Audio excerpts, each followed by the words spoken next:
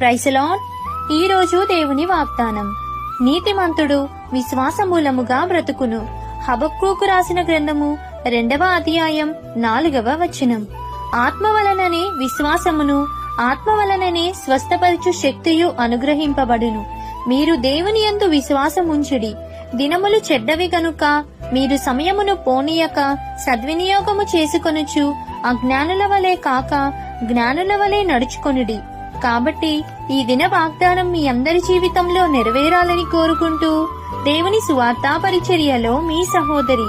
ఓ ఏం పాటి నన్ను ప్రేమించినావు, నీ ప్రేమలోనే నన్ను దాచినావు.